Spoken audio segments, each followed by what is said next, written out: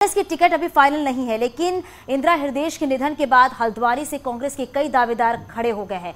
लेकिन बेटे सुमित को मां इंदिरा के नाम पर ऐसी आस है कि वो अपना टिकट फाइनल मानकर चल रहे हैं और जीत को लेकर आश्वस्त दिख रहे हैं।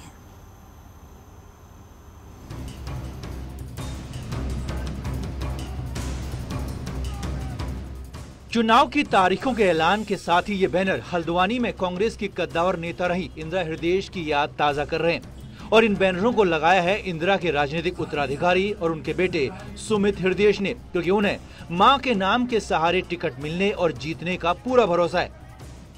अगर ये गलतफहमी में हो कि ये इंदिरा जी का चुनाव नहीं है तो उसे गलतफहमी कतई मिनटों में नहीं सेकंडों में दूर कर देनी चाहिए।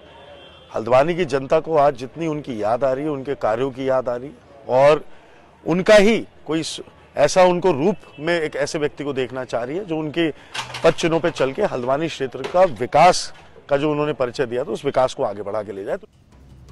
इंदिरा हृदयेश के निधन के बाद ये पहला चुनाव है, इसीलिए भले ही इंदिरा इस दुनिया में नहीं, लेकिन उनके बेटे को उम्मीद है कि मां का बड़ा नाम और काम उनका बेड़ा पार कर देगा। हालांकि बीजेपी का दावा है कि जनता इस बार इमोशंस पर नहीं बल्कि मुद्दों पर वोट करेगी।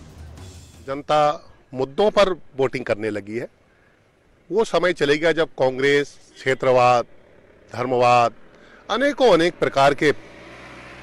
प्रकारों से वोट लिया करती थी। अब वो समय नहीं रहा। अब जनता मुद्दों पर बात करती है। आज उत्तराखंड मोदी जी के साथ है। आज उत्तराखंड युवा मुख्यमंत्री पुष्कर धामी जी के साथ है। कहते हैं सियासतदान की कभी मौत नहीं होती और यही कहावत इंदिरा हृदयेश पर भी लागू हो रही है। इंदिरा भले ही हमारे बीच ना हो, लेकिन लोगों के बीच उनकी मौजूदगी यादों के रूप में जरूर है। तो ऐसे में बेटे सुमित हृदयेश को हल्द्वानी पर उनकी जीत पर उनके टिकट मिलने पर पूरा भरोसा बना हुआ है। हल्द्वानी से न्यूज़ 18 के लिए शैलेंद्र नेगी की रिपोर्ट। रुड़की विधानसभा में बीजेपी और कांग्रेस में दावेदारों की लंबी लिस्ट है। जनप्रतिनिधि 2022 विधानसभा चुनाव को लेकर अलग अलग समीकरण जोड़कर इस चुनाव में देख रहे हैं।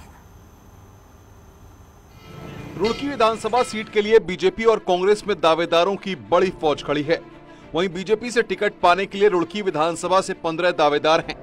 बीजेपी के मौजूदा विधायक प्रदीप बत्रा अपनी दावेदारी पक्की मानकर चल रहे हैं। तो सेक्रेटरी है, पर लोगों का प्यार और लोगों का जो सहयोग मुझे मिलता है उसको मैं आगे लेकर चलता हूं और जनता के बीच में रहता हूं और रोज होमवर्क करो तो एग्जाम में दिक्कत नहीं होती। मेरा मानना यह है कि रुड़की में सभी लोग मुझे प्यार करते हैं और मैं लोगों के बीच का व्यक्ति हूं और काम करता हूं और गरीब आदमी की सेवा में भी हमेशा तत्पर रहता हूँ। वहीं कांग्रेस से करीब 10 दावेदार टिकट की जुगत में लगे हुए हैं। कांग्रेस के पूर्व मेयर यशपाल राणा भी टिकट की दौड़ में चल रहे हैं, लेकिन देखने वाली बात ये होगी कि बीजेपी और कांग्रेस किसको रुड़की विधानसभा में टिकट देती है। फिलहाल सभी दावेदार टिकट पाने के लिए पूरी मेहनत कर रहे हैं। लगभग 20-25 साल राजनीति में हो गए और जनता के बीच में ही हम 4 बार पार्षद रहे, निर्दलीय रहे हैं और मेयर रहे हैं। निर्दलीय मेयर लड़े थे, जीते और जनता की सेवा करी। जनता ने हमें सराहा। रुड़की विधानसभा के समीकरण की बात करें तो यहाँ बनिया, पंजाबी, ब्राह्मण और मुस्लिम सहित अन्य जातियां रहती हैं। इसमें शहरी इलाकों की अधिक भागीदारी है, इसलिए पार्टियां गुणागणित देखकर ही टिकट देती हैं। न्यूज़ 18 के लिए रुड़की से मनोज जुयाल की रिपोर्ट।